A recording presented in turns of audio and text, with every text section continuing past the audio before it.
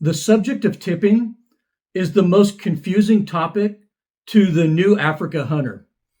And it's a topic of really fierce debate among seasoned Africa hunters. If you talk to five different experienced African hunters, you'll get five different answers when it comes to leaving tips. And you'll end up more confused than you were before. Tipping is a personal thing. That's the bottom line. And many cultures around the world just don't tip at all.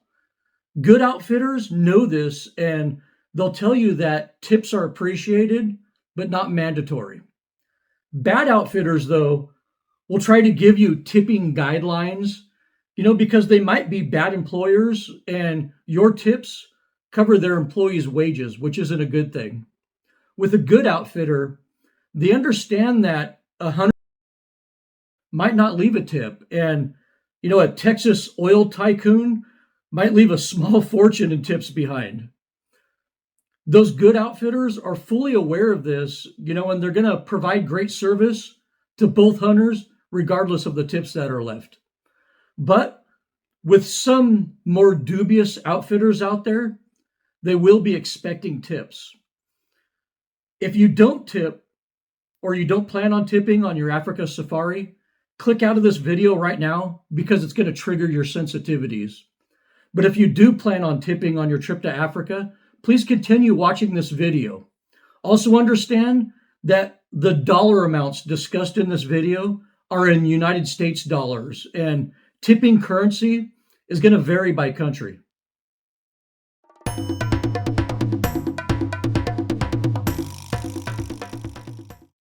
For shorter duration or just less involved type of hunts, many hunters choose to tip based on a percentage of the hunt cost. Be mindful that tipping this way is only going to be practical up to a certain point. The cost of hunts worldwide is absolutely outrageous right now, and that's in any country. So many people are kind of dumping a tip structure based off percentages right now because hunt costs are just astronomical everywhere. Even in Africa, where it used to be a good deal, it's really not so much of a good deal as it used to be in the past. And, everybody experienced inflation over the last 5 years. It's a sad reality. But, if you do decide to calculate tips by a percentage of the hunt costs, only use the total daily rates and trophy fees in the calculations. Don't use taxes, trophy preparation, and travel cost in the cost total. So about 15% total tips is appropriate for a plains game hunt, and 20% total tips is appropriate for a dangerous game hunt. And I'll state that both of these percentages and tips are probably the most common, whether you like it or not. The PH will usually get half of that, and the staff will get the rest divided between them. But once a hunt gets above about $20,000 in price, percentages kind of go right out the window, and you need to consider alternative tipping strategies at that point. For instance, a Botswana elephant hunt might cost $80,000 or more, and if you left a 20% tip for that hunt, that'd be a $16,000 tip, which is just ridiculous and outrageous. No one's going to leave that. So you'll never tip based off of a percentage for really expensive hunts like that. In the next chapters, I'll discuss alternative methods of calculating tips.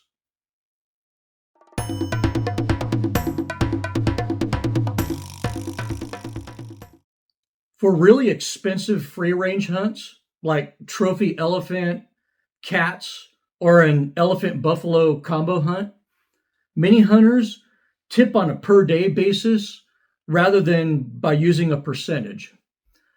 This structure works better for most free range dangerous game hunts, that are between 10 to 15 days in duration. This chart is purely an example and will depend greatly on what and where you hunt. The idea here is that you're leaving about 3,000 in total tips for something like a 10-day buffalo hunt and about 4,500 in total tips for a more involved 14 or 15-day hunt. Like it or hate it, this is what the majority of hunters out there tip for a free range hunt in a remote area, for this many days. I'm not telling you that you need to tip this much. I'm just informing you that those amounts are common for tips.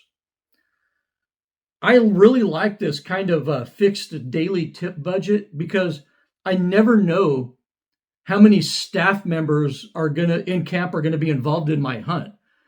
I've been to camps staffed with only 4 people, and I've been to camps staffed with 10 people.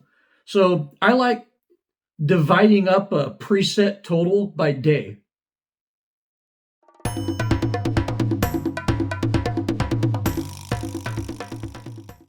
And now we'll discuss the third method of structuring tips for your Africa hunt. Sometimes tipping a fixed amount for your hunt is better than tipping by percentage or by day.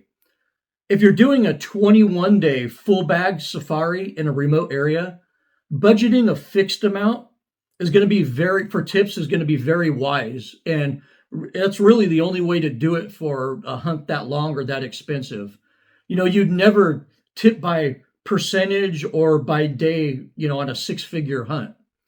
If you feel like tipping more or less based off of the level of service you think you received, do that. That's what I do. But, if you mess up and you wound a leopard and your hunting team has to go into the bush at night to chase that wounded leopard, they probably earned a tip, in my opinion.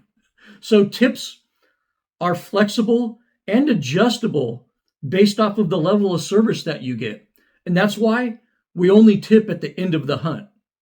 Also, if you're not financially able to leave a tip based on days or percentages, a small fixed tip, that you can afford makes a lot of sense. Everyone wants to hunt Africa, but don't put your family out in the streets in the process of doing that. Always tip based off of what you can personally afford.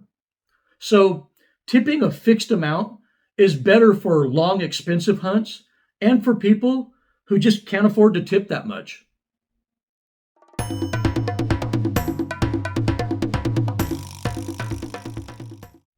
At its core, tipping is really only complicated because of expectations. It is true that some outfitters and PHs do expect tips, and they might get mad when they aren't tipped. The trick is to completely avoid PHs and outfitters like that. So here's a question that I commonly get from my European friends. Do you actually get better service because of tipping? My honest answer to that is that I feel that I often do get better service if I leave a tip. Saying otherwise would kind of go against human nature itself. Think about it.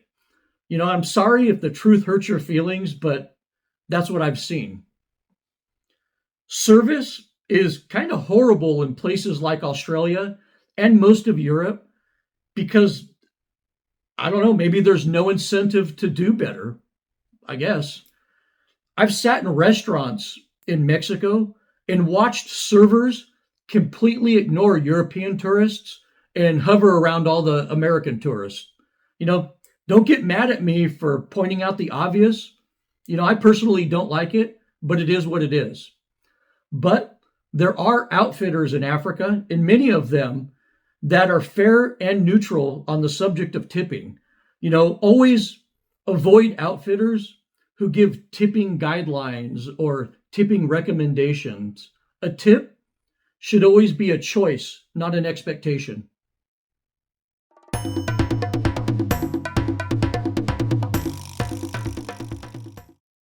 I personally tip within my means because I enjoy exceptional service and I like to show my gratitude for it. Americans are the nicest, most generous people on the planet, and it's our culture to show our gratitude when we feel it's appropriate. Yeah, I'll admit it, tipping culture has kind of gotten out of control in the States, but We are seeing some backlash finally, especially when it comes to the restaurant industry. But we're talking about Africa safari hunt here, not breakfast at Denny's. A tip also isn't charity. It's a bonus for exceeding my expectations when there was no need to do so. If this video seems really vague to you on the exact amount that you should be tipping, that was done on purpose because the amount you decide to tip is ultimately your choice, not mine. Well, I hope those of you who plan on leaving tips for your Africa safari found this video useful. Thank you for watching, and as always, good hunting.